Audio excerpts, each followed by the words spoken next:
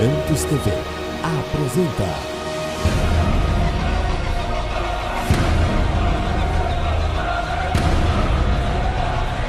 Mensagens que edificam.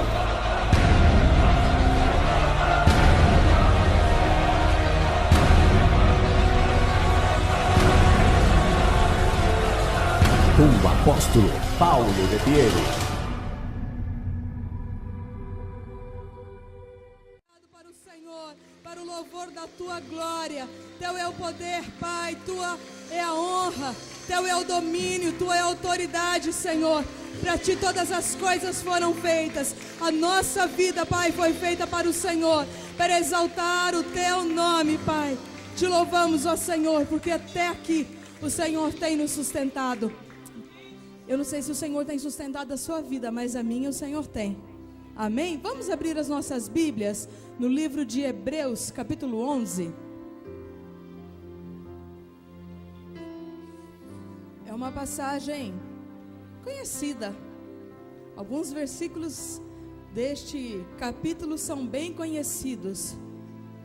E eu estava meditando sobre isso essa semana, sobre a fé.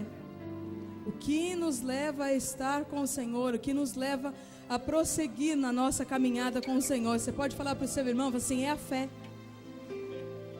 E o que é a fé? A Bíblia começa dizendo, Hebreus capítulo 11, versículo 1. Ora, a fé é o firme fundamento das coisas que se esperam e a prova das coisas que se não veem. Porque por ela os antigos alcançaram testemunho. Pela fé entendemos que os mundos, pela palavra de Deus, foram criados, de maneira que aquilo que se vê não foi feito do que é aparente. Pela fé Abel ofereceu a Deus maior sacrifício do que Caim, pelo qual alcançou o testemunho do que era justo, dando Deus testemunho dos seus dons, e por ela, depois de morto, ainda fala. Pela fé, Enoque foi trasladado para não ver a morte, e não foi achado, porque Deus os transladara, visto como antes da sua trasladação, alcançou o testemunho de que agradara a Deus. Ora, sem fé é impossível agradar-lhe, porque é necessário que aquele que se aproxima de Deus creia que Ele existe e que é galardoador do que os buscam. Vamos para o versículo 32 agora. E o que mais direi? Faltar-me-ia o tempo contando de Gideão, e de Baraque, e de Sansão, e de Jefité, e de Davi, e de Samuel, e dos profetas, os quais pela fé venceram reinos, praticaram a justiça, alcançaram promessas, fecharam a boca dos leões. Vamos ler esse versículo junto, todo mundo aqui, daqui para frente? 33. 1, 2, 3, todo mundo junto. Os quais pela fé venceram reinos, praticaram a justiça, alcançaram promessas, fecharam a boca dos leões. Pode ir indo, vai embora.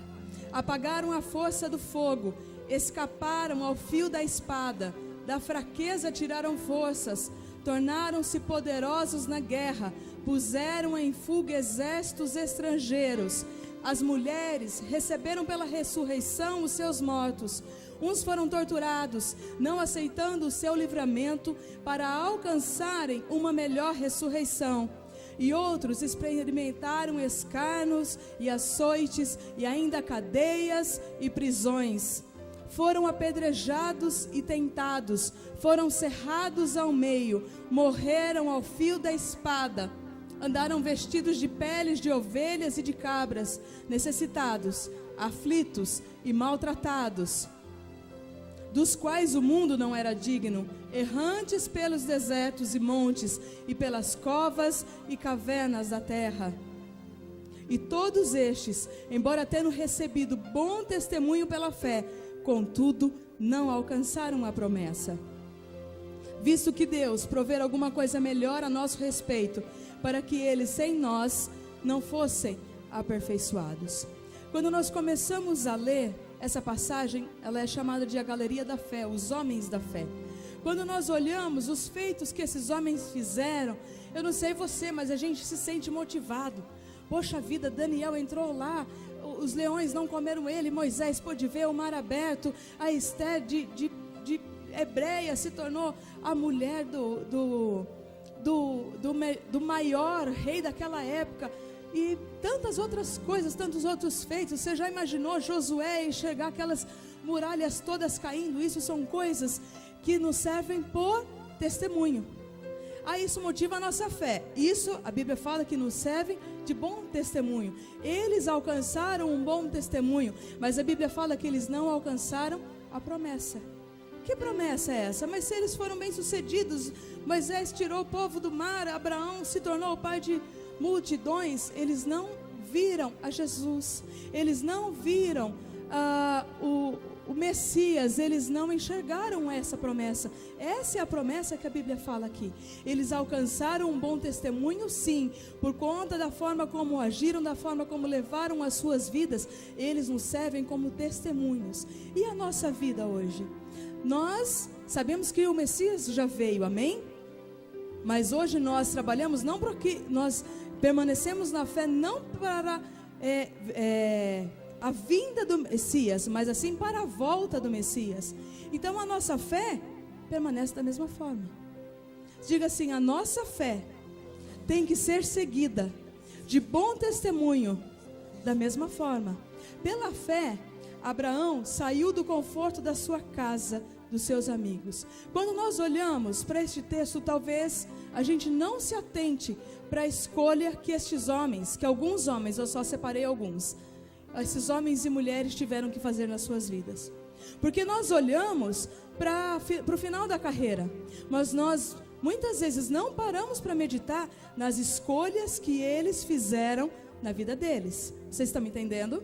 Está dando para me entender, me ouvir porque eu estou rouca? Está dando? Amém? Então tá bom.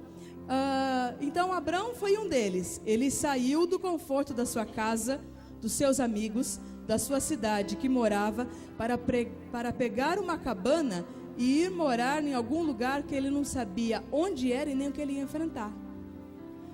Você sairia da sua casa, se o Senhor falar assim, viu, você ouve uma voz e fala assim, sai da tua casa, sai do meio da tua parentela para uma terra que eu te mostrarei. Você fala assim, você está louco?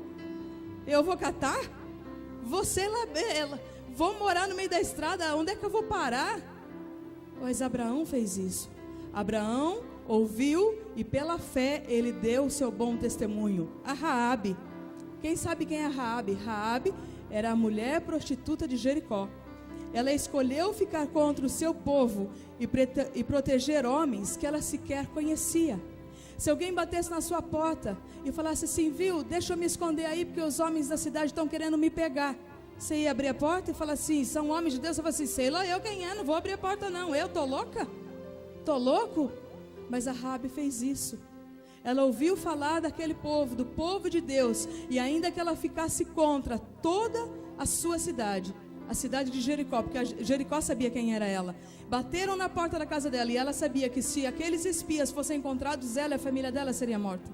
Mas ela escolheu naquele momento proteger aqueles homens que ela não conhecia, que ela só tinha ouvido falar, para, pela fé, garantir algo melhor. Moisés, quando a gente olha a vida de Moisés, eu não sei se você se atentou, ele negou o luxo. Ele negou viver como filho da filha de Faraó. Ele negou ser o príncipe do Egito. Para quê? Para ir morar no deserto. Ele passou 40 anos no Egito vivendo supostamente como príncipe. Quando ele se dá conta, ele falou assim, não dá mais para viver dessa maneira. Eu quero o meu povo, eu quero viver para o meu povo. Você é povo de Deus? Você pode erguer a sua mão e falar assim, eu sou povo de Deus. Portanto, nós como povo de Deus não podemos viver da mesma forma como o mundo vive. Nós somos povo separado do Senhor. E se nós precisamos viver longe do luxo, longe das regalias, longe das mordomias, nós também precisamos fazer isso. E fala assim, é pela fé. É pela fé. Daniel, bonito Daniel, não é? Só que ele enfrentou leões. Eu não sei se você viu algo que passou a semana passada, já estava na internet. Uma mulher que estava na China visitando um safari, ela saiu do carro e o tigre pegou ela.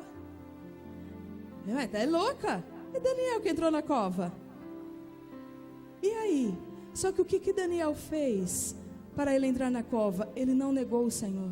Os seus opositores se levantaram contra ele e falaram assim: só vai buscar, não vai adorar a ninguém, não vai buscar a ninguém, só ao rei. E o que Daniel acatou isso? Não, ele continuou orando as 3 vezes por dia, conforme ele orava. Talvez você tenha a sua vida sem grandes problemas, mas existem pessoas cujos maridos falam assim: se você for para a igreja, eu largo de você. Cujos pais falam para os seus filhos: se você se converter, você não entra mais na minha casa. É fácil morar no Brasil, onde nós não somos perseguidos, onde nós não somos cerrados no meio, onde nós não temos os nossos dedos decepados por levarmos uma Bíblia. É muito fácil. Sabe por que eu pedi para você ler tudo aquilo lá? Porque no Brasil é fácil ser cristão. Nós não temos perseguição. O que seria de alguns crentes? O que seria de algumas pessoas que frequentam a casa do Senhor, que reclamam só porque o pastor não deu bom dia ou porque o irmão não estava na porta para cumprimentar? Se nós fôssemos cerrados ao meio por termos uma Bíblia, se nós para não negarmos a nossa fé, fôssemos chicoteados. Você pode dizer para o seu irmão: é pela fé que nós precisamos escolher dar um bom testemunho. E a Esther, ela enfrentou o passado. Que passado, profetiza? Só um minutinho que eu vou beber uma água, tá? Os pais dela morreram. Ela não deixou que o passado prendesse a vida dela. Ela continuou buscando aquilo que estava diante dela. Qual é a história do nosso passado? Qual é a história do nosso passado? Jesus é aquele que transforma a nossa vida para nós alcançarmos uma promessa ainda maior. Você pode declarar isso para a pessoa que está do seu lado? Nós devemos deixar o nosso passado para trás para alcançarmos algo ainda maior no Senhor.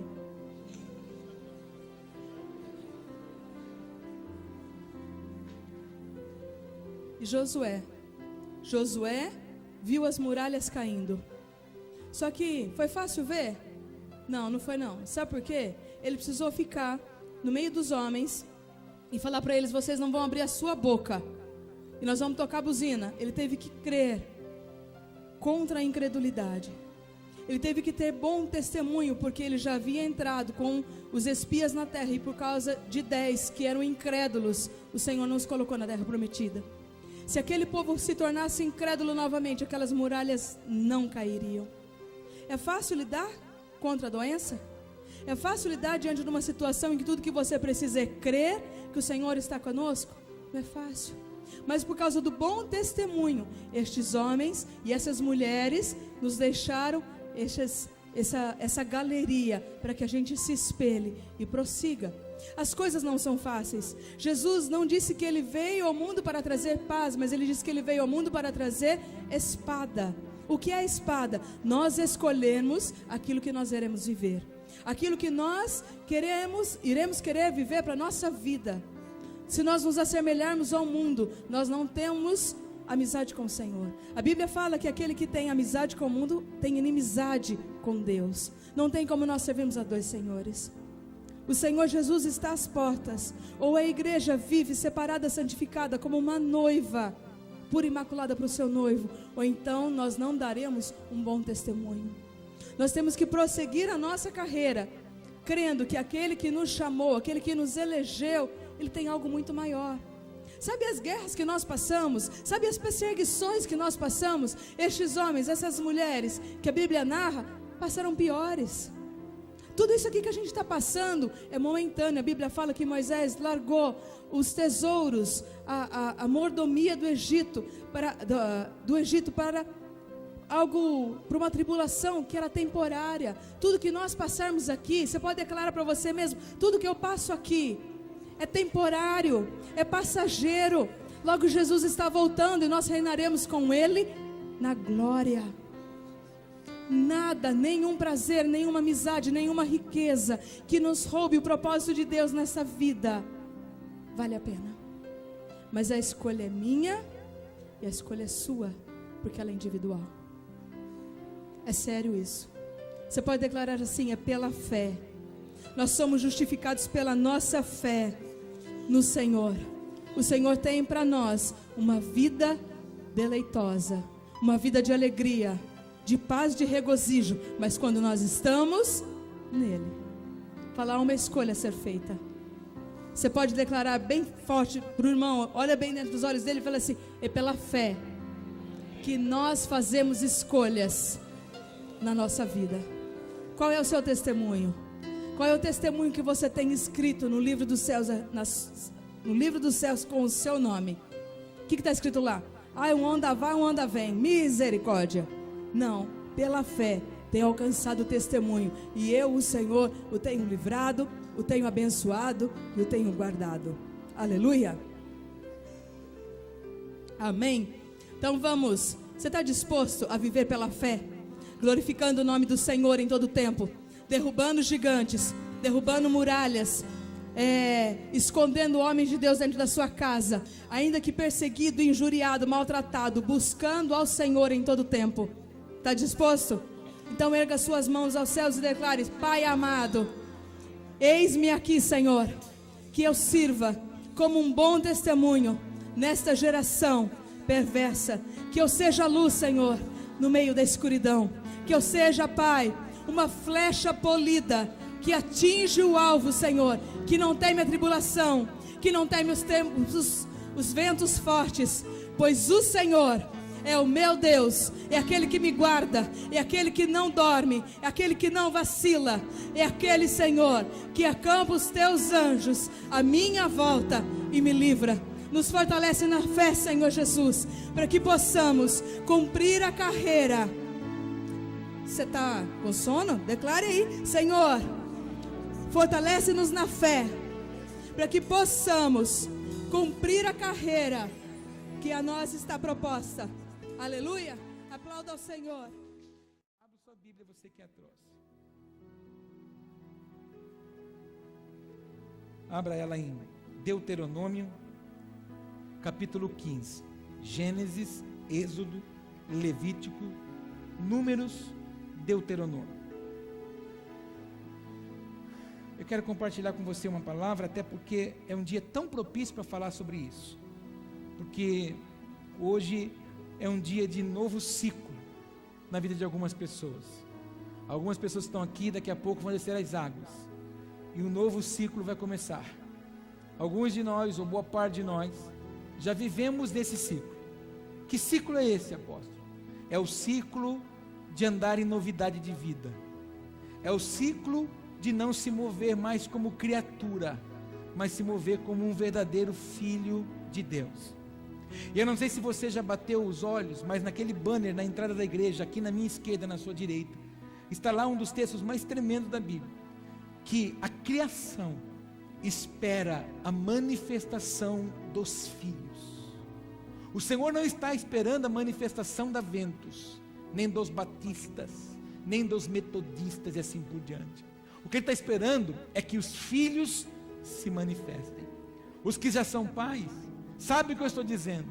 A maior alegria de um pai e de uma mãe é quando um filho corresponde àquilo que ele fala, aquilo que ele pede.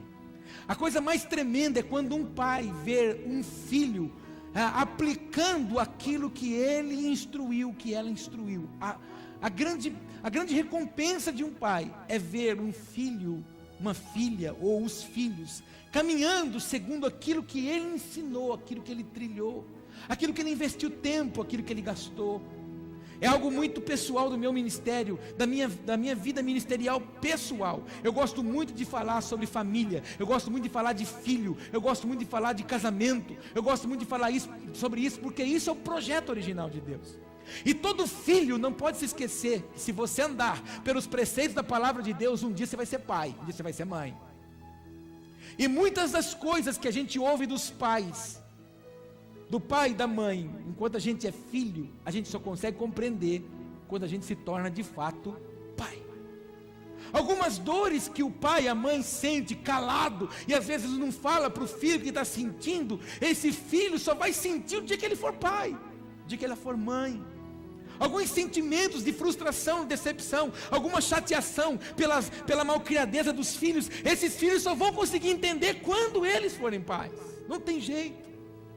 E eu fico imaginando, às vezes, a decepção, a chateação, a frustração do próprio pai, por mais que Ele seja amor, do quão teimoso muitas vezes nós somos, e de quanto muitas vezes nós negligenciamos aquilo que Ele fala. A coisa que mais chateia um pai é quando ele é frustrado, decepcionado. Ele pede para o filho, faz isso, e tudo que o filho faz, quando eu estou falando filho, eu estou falando no sentido figurado, homem e mulher, o filho faz totalmente contrário àquilo que ele havia pedido. Você pede para um filho, pega água para mim, ele vai, pega essa água, mas 2 horas depois. Eu quero que você entenda que essas mesmas frustrações, essas mesmas expectativas, Deus também espera de nós. O texto que diz de que o Senhor está procurando os verdadeiros adoradores, que o adorem em espírito e em verdade, ele tem que ser entendido por mim, interpretado por você de uma forma tão simples e bem eficaz. Existe alguma adoração aqui na terra que possa ser mais perfeita do que a adoração que existe no céu? Não. Nesse exato momento que você destinou 2 horas do seu dia para adorar a Deus, na verdade essa adoração ela é contínua no trono do Pai, ela é contínua. Mas quando o Senhor, Ele olha para a terra e vê um homem, uma mulher com um coração quebrantado, contrito, abandonou as suas expectativas, as suas ansiedades, simplesmente para dizer para Ele que o ama, que o adora, então isso faz o Senhor parar de ouvir aquilo que é dado a Ele no trono, para Ele olhar para mim, para você, na terra. Então, mais do que uma música dos meus lábios e dos seus, o que o Pai está esperando é que eu e você o adore com um coração quebrantado, a ponto de que Ele seja a minha prioridade e que o meu prazer seja agradar a Ele. Quantos entendem o que eu estou dizendo? Diga isso comigo. Deus espera que eu o agrade de todo o meu coração, minha força e meu entendimento.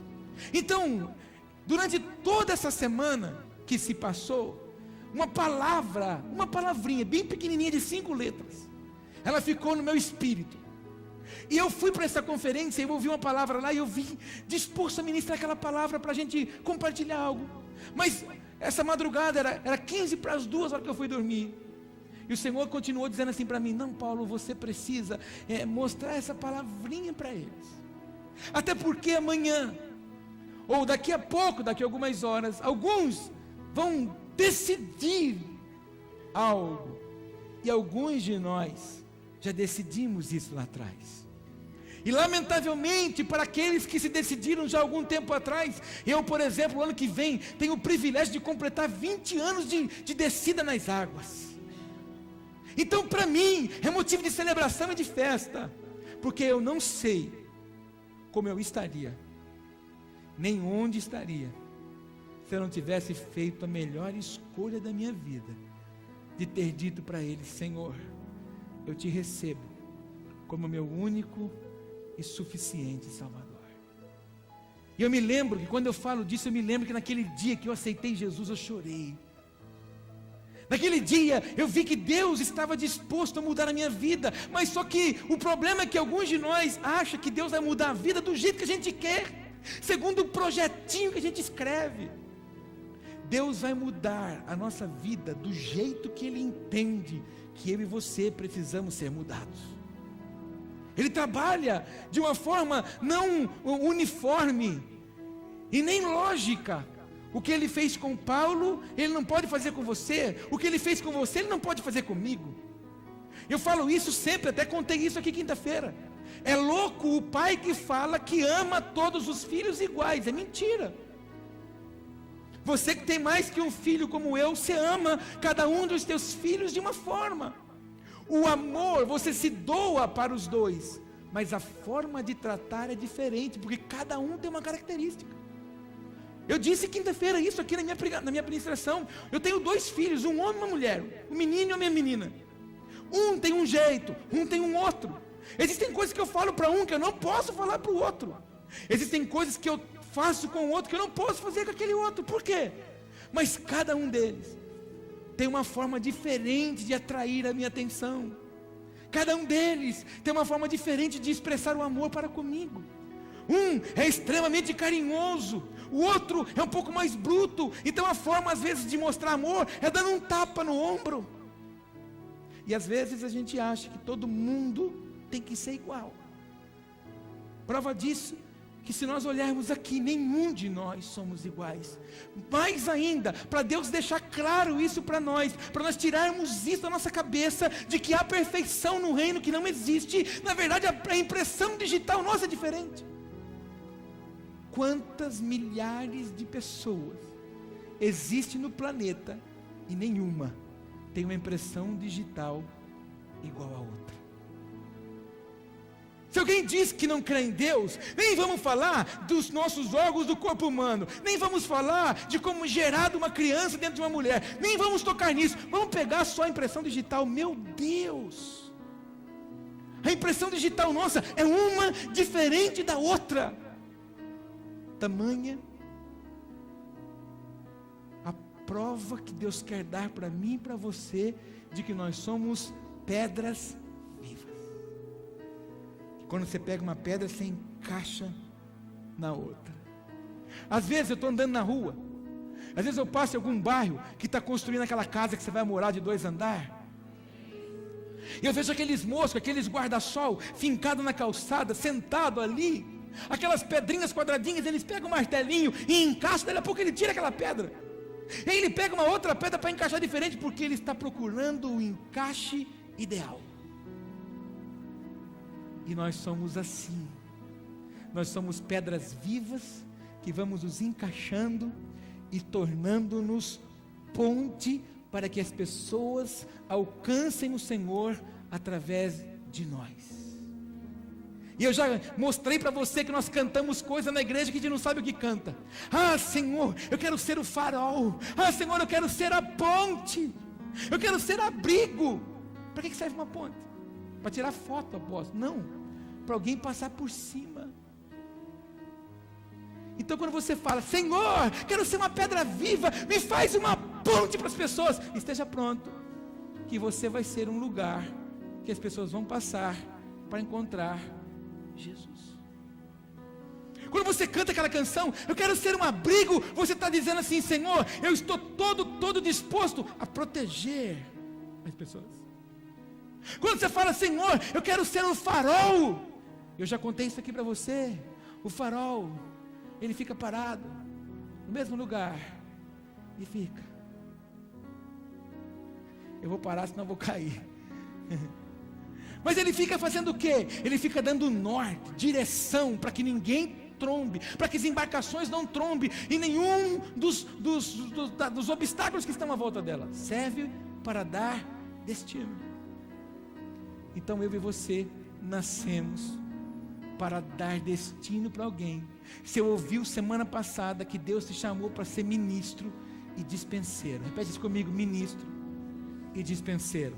Engrossa a voz, olha para essa cara bonita desse irmão que está quase dormindo e fala assim para ele, ó, você nasceu para dar destino. Quem não consegue entender a sua identidade, não alcança o seu destino profético. Porque nós temos hoje dentro das igrejas pessoas que na verdade elas tentam fazer de tudo para ver se elas se encaixam e fazer alguma coisa na igreja. É porque na verdade ela não entendeu ainda qual é a identidade dela. Então ela não sabe o destino profético dela, mas não é o seu caso, porque você vai alcançar o destino profético que Deus tem para você em nome de Jesus. Conte comigo. E a palavra que eu quero compartilhar com você, que eu gostaria que você ficasse pensando nela, ela é uma palavrinha de 5 letras, chama-se servo. Repete isso comigo, servo. Fala para o teu irmão, servo. O que um servo faz? Serve. Eu não sei se é na polícia ou no bombeiro, tem uma frase que diz que o servo que não serve para servir, não serve para mais. Então repete isso comigo, o servo que não serve para servir, não serve para mais nada. Isso é muito sério. Então quando eu bato no peito, eu digo, eu sou um servo, você está pronto para servir. E se você não serve para servir, você não serve para mais. Vamos comigo, Deuteronômio, capítulo 15, versículo 9. Guarda-te, que não haja palavra perversa no seu coração. dizendo: vai se aproximando o 7º ano, o ano da remissão, e que o teu olho seja maligno para com o teu irmão pobre, e não lhe des nada, e que ele clame contra o Senhor, e que haja em ti pecado. Olha para mim, antes de eu continuar a leitura. Nós estamos fazendo uma leitura de Deuteronômio, onde o Senhor dá as instruções para Moisés, de como seria o ano da remissão. Então, a cada 6 anos, o 7º era a remissão. Se você estava endividado, no 7º ano, aquele que você devia, te dava a quitação da dívida. Se você era um escravo, então você servia 6 anos, e no ano da remissão, o seu Senhor te dava a aprovação, a sua liberação. Da mesma forma é no ano da Shemitah. A cada 6 anos, o 7º ano é o ano de guardar a terra, o ano de descansar a terra.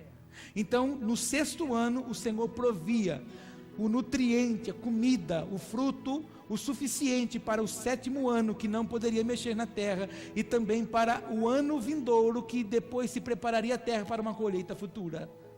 Então, a cada 6 anos, o 7º ano era o ano da remissão. Quantos comigo?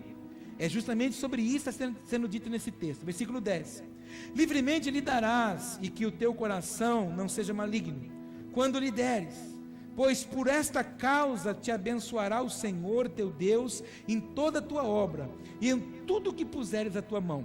Preste atenção como esta palavra é clara para mim e para você. Livremente lhe darás, e que o teu coração não seja maligno quando lhe deres, pois por esta causa te abençoará o Senhor teu Deus em toda a tua obra. Quando Jesus disse: se não adianta nada você vir ao altar trazer a sua oferta, se você tem alguma coisa contra o teu irmão, é lei. A lei era essa. Não adianta nada você querer dar, mas você não está disposto a dar. Mas se você for dar, certamente o Senhor te abençoará em toda a sua obra, diz o texto, verso 11. Pois nunca deixará de haver pobre na terra, pelo que te ordeno, dizendo: livremente abrirás a tua mão para o teu irmão, para o teu necessitado e para o pobre da sua terra. Quando o teu irmão hebreu ou irmã hebreia se vender a ti, 6 anos te servirá, mas no 7º ano deixarás ir livre. E quando o deixares ir livre, não o despedirás vazio. Versículo 14. Preste atenção que você vai ler. Liberalmente o fornecerás do teu rebanho, e da tua eira, e do teu lagar, daquilo com que o Senhor teu Deus te tiver abençoado, lhe darás. Quando alguém está servindo você, o que o Senhor estava dizendo, por 6 anos, no ano da remissão, antes dele ir embora, você não despede ele de mão vazia. Você não pega na mão dele e fala: muito obrigado, valeu, foram 6 anos. Não é isso que você tem que fazer. Você vai pegar o melhor que você tem do seu rebanho, você vai pegar o melhor das suas colheitas, e o melhor de tudo que o Senhor houver te dado, e você vai dar para ele, e você vai abençoar a vida dele. Quantos comigo? Olha só o que diz o versículo seguinte, versículo 15: e lembrar-te-ás de que foste servo na terra do Egito. Você vai se lembrar que você foi escravo, e de que o Senhor teu Deus te resgatou. Portanto, hoje te ordeno isso. 16: porém, se ele te disser: não sairei de ti, porquanto te amo a ti e a tua casa, por estar bem contigo, então tomarás uma sovela. Deixa eu ver o que está escrito aqui. Então tomarás uma sovela também, e lhe furarás a orelha à porta, e teu servo será para sempre, e também assim farás a tua serva. Quem tem ouvidos para ouvir, diga glória a Deus. É só isso que eu queria ler com você, e eu vou terminar minha ministração aqui. Nossa, você nem pregou. Você que vai descer as águas do batismo, você vai entrar nessa água hoje como uma criatura, como um dia eu entrei. Quando você for mergulhado ali, não é um toque mágico, não é uma varinha de uma fada que vai tocar em você e tudo vai mudar. Não é aquilo que muitos costumam dizer: não, porque agora tudo se fez novo. E na verdade continua não sendo. Agora eu já sou uma nova criatura. Então, muito mais do que você sair de lá um verdadeiro filho de Deus, saia de lá um servo. E por que eu estou insistindo em te dizer isso? Porque esta história está falando do servo da orelha furada. Era aquele moço, aquela pessoa que estava servindo o seu Senhor, mas por amar tanto o seu Senhor, ele disse: olha, eu não quero ir embora, eu não quero largar você, eu não consigo viver em outro lugar se não for aqui na sua casa. Então a lei era essa.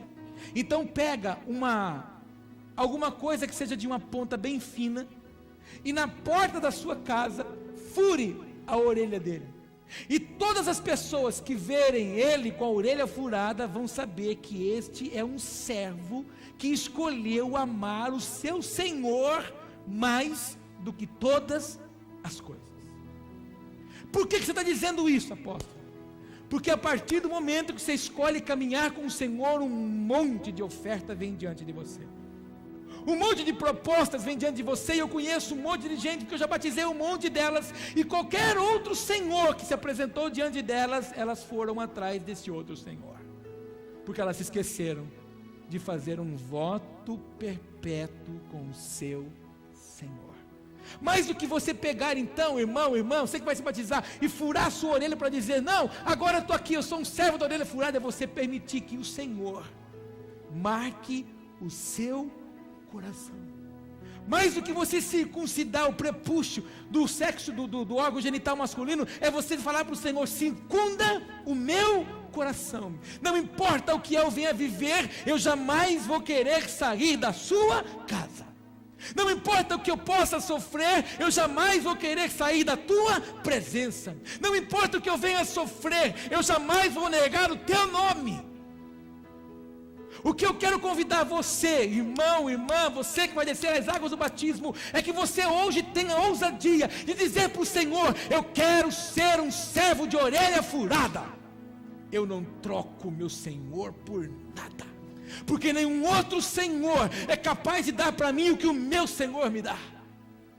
E eu quero convidar você, irmão, você, irmã, que já desceu as águas do batismo, que você tenha coragem de dizer isso para o Senhor também hoje, e você mate a sua alma, e diga: Senhor, mais do que ficar olhando para homens, mais do que ficar olhando para ídolos, mais do que ficar olhando para o que as pessoas pensam de mim, eu continuo olhando para o Senhor, e quero te servir, Senhor, todos os dias da minha vida, e eu não saio da tua casa. Mais do que nós vivemos oscilantes como vivemos, chegamos na igreja de cara feia, emburrado muitas vezes, fazemos as coisas para Deus de qualquer jeito, prestamos culto a Deus de qualquer jeito, um servo que não serve para servir, não serve para mais nada.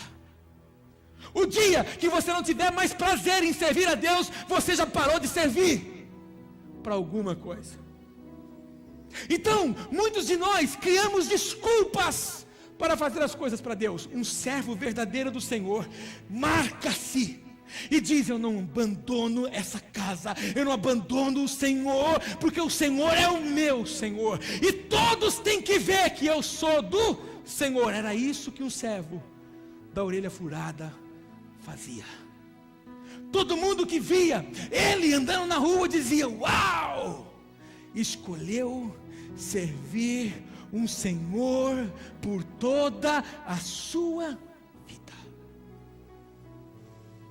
E eu falei isso aqui quinta-feira, quando as pessoas se convertem, as perguntas que elas mais têm para fazer para nós é assim: quando não, elas vão perguntar para 3 ou 4 pastores para ver se alguém fala o que ela quer ouvir. Viu, eu vou me converter, mas não pode dar uma bebidinha. Eu vou me converter, mas a gente não pode fazer uma tatuagemzinha. Eu vou me converter, mas a gente não pode ir num showzinho de pagode de vez em quando. Eu vou me converter, mas a gente não pode mais agora amar os cantores. Irmãos, os evangélicos estão criando cantor ídolo. Isso, irmão, é idolatria. Para algumas pessoas dentro da igreja evangélica brasileira, só tem poder, só tem autoridade e valia a palavra do pastor televisivo, ou quando não, daquele que é ídolo. Aquele que prega embaixo da mangueira, da figueira. Não, aquele lá não é muito bom, porque ele não é ungido. Ele não tem um rebanho gigante como esses outros têm. Então, nós criamos ídolos dentro do nosso meio, coisa que na verdade o único ídolo que nós devemos ter, amar, servir e estar com Ele, chama Yeshua HaMashiach, para nós, Jesus, ó Messias. A única dependência que eu e você temos que ter dEle, que é o único que pode chegar diante do Pai como um advogado. Eu vou contar até 3, você fala o seu nome, 1, 2, 3, Paulo. Ele chega lá e fala assim: eu conheço esse aqui, eu conheço essa aqui, por isso, Pai, estou intercedendo pela causa deles. Assina aqui, Pai, porque eu sei quem eles são.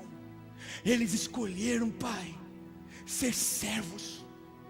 Eles escolheram, Pai, servir. O que Jesus faz por mim e por você é isso, diante do trono do Pai. Ele pega a minha causa e a sua causa e fala: Pai, está aqui, ó.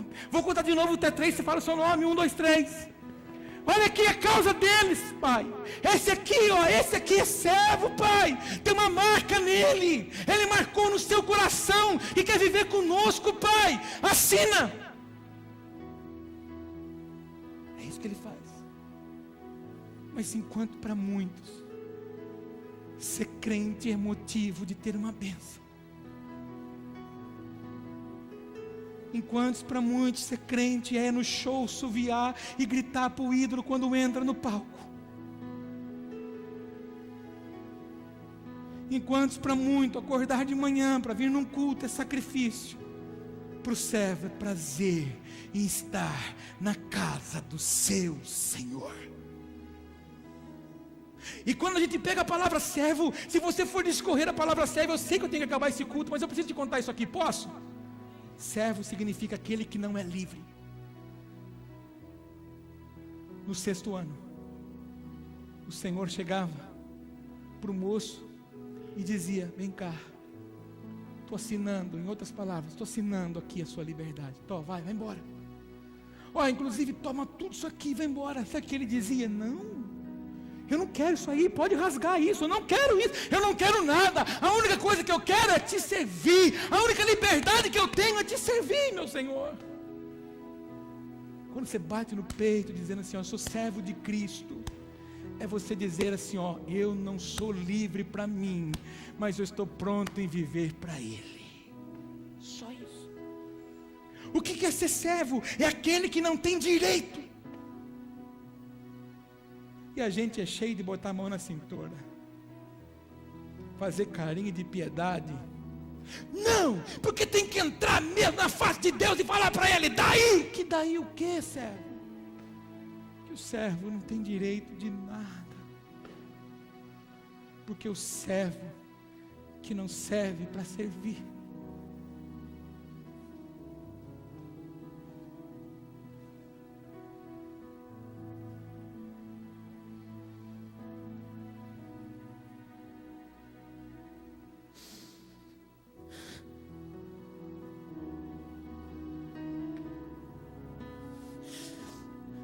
pastor, eu fico indignado às vezes, eu fico triste às vezes, porque eu vejo as pessoas falando que são servas, mas as prioridades delas são maiores do que servir. Às vezes as pessoas falam que são servas, mas os sonhos delas são mais importantes do que obedecer uma palavra. Às vezes as pessoas falam que são servas, mas que elas querem exigir as coisas. O servo não exige nada. O servo não quer outra coisa. Esse texto está falando claramente comigo. O servo não queria outra coisa a não ser ficar na cara do seu Senhor. Não, o que o Senhor precisa que eu te faça? Um servo de Deus nunca está ocioso. Um servo de Deus nunca tem tempo sobrando, irmão. Um servo de Deus nunca tem tempo para pensar o que não presta, porque ele tem muita coisa para fazer. Servo é aquele que obedece ou serve alguém. Servo é aquele que se dispõe a fazer alguma coisa. E aí às vezes tem crente que fala: mas na verdade a gente não tem ninguém que faça isso de exemplo para nós. Eu termino lendo com você um dos textos mais poderosos da Bíblia, que está em Filipenses capítulo 2.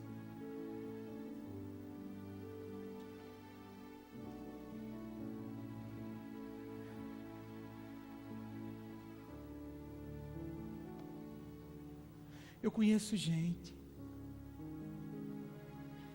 que Deus tirou da lama, que Deus sonhou que essa pessoa só servisse a Ele, e ela faz trocas, e ela se lameca mais. Eu conheço gente que Deus separou para ser flecha polida, e por causa das suas vaidades andam distante do Senhor. Eu não estou querendo ser melhor do que ninguém, irmãos, mas quando eu falo para você que eu abandonei os meus sonhos, quando eu falo para você que eu abandonei a minha carreira profissional, eu não falo isso com orgulho, irmão. Graças a Deus que eu fiz isso, porque se eu não fizesse isso, eu teria perdido hoje.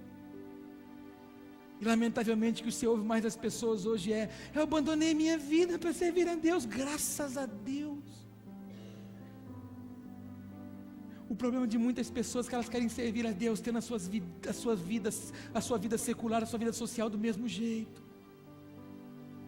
O servo vive para o seu Senhor. Conta isso para o teu irmão: o servo vive para o seu Senhor. Filipenses capítulo 2, versículo 5.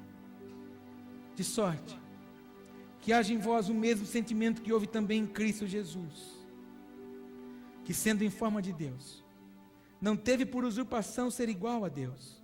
Ei, você já parou para pensar nisso que você já leu diversas vezes?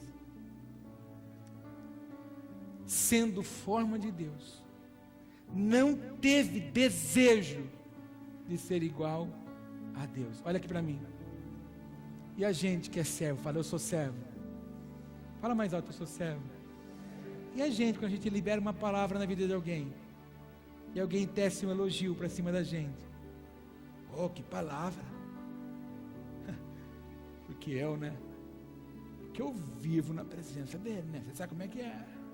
Porque eu pago um preço, né? A gente gosta de ser orgulhoso. A gente gosta de ser paparicado, irmão. O servo não quer ser paparicado. O servo quer servir o seu Senhor. Quantos conseguem compreender o que eu estou falando? Versículo 7. Mas ele esvaziou-se a si mesmo, tomando a forma de quê? Fazendo-se semelhante a quem? Aos homens. E achado na forma de homem, humilhou-se a si mesmo, sendo de que forma? Obediente até a morte, e morte de cruz. Por isso também Deus o exaltou soberanamente, e lhe deu um nome que é sobre todo nome, para que ao nome de Jesus se dobre todo o joelho, dos quais estão no céu, e na terra e debaixo da terra, e toda língua confesse que Jesus é o Senhor, para a glória de Deus Pai. Foi exaltado porque Ele foi Foi exaltado porque Ele cantou o que nós hoje enchemos a boca para cantar: que Ele cresça, que eu diminua, que Ele apareça e faça o quê? Me constranja. Fala o que não quer viver. Constranger é me obrigar. Quando você canta que Ele cresça e que eu diminua, é que você fale assim todo dia: Senhor, eu estou aqui para ser servo, e é importante que a honra, a glória, o louvor, o tributo seja somente. Quando nós seremos exaltados? Quando nós formos servo. De que jeito? De orelha furada, dizendo para Ele: Senhor, eu não te troco por nada. Quantos entendem o que eu estou dizendo? Filhos, filhas que vão descer as águas daqui a pouco, não troque Ele. Você vai receber muita proposta para se fazer escolha. Olha, essa aqui é melhor. Não, eu quero servir ao Senhor até o último dia da minha vida, em nome de Jesus. Você que já fez a escolha de descer as águas do batismo, não se corrompa, não se venda, não deixe ninguém roubar de você o que Deus marcou você para ser. Deus te chamou para você ser servo, servir a Ele com alegria e disposição. Você já foi em restaurante? Aquele restaurante, irmã, que seu marido te leva. Deixa eu dar uma alegradinha no ambiente para a gente ir embora. Você já foi comer em restaurante com um garçom mal criado? Já ou não? Aquele cara que vai servir o seu, ele vai botar o copo, sei lá, ele faz assim. Já? Já foi em churrascaria que o cara pega o espeto, ele tem o prazer de jogar aquela aguinha da carne na sua camisa? Já foi ou não? É gostoso ser tratado assim? A mesma coisa quando nós fazemos a coisa para Deus. Se for para Deus, não faz de qualquer jeito. A profetisa Márcia me inspira. Não porque ela é linda, mas porque hoje, 4:30 da manhã, ela estava tomando banho. Começou a arrumar o cabelo dela, porque ela tinha um propósito de oração. Ela tem. Nosso culto começa às 9, mas para ela começou às 4:30. Isso me inspira. Isso chama-se ser servo. A gente fala que ama servir a Deus, mas o que Deus pede um pouquinho a mais para nós é um sacrilégio. Pelo amor de Deus. É igual quando você vai no restaurante e é atendido por um garçom ruim. Já foi numa loja comprar e a pessoa não teve vontade de abrir uma blusa para você? Eu queria uma blusa P. Tá aí, vê aí. É gostoso? Eu estou te perguntando. É gostoso? Então não faz para Deus igual. Vamos orar?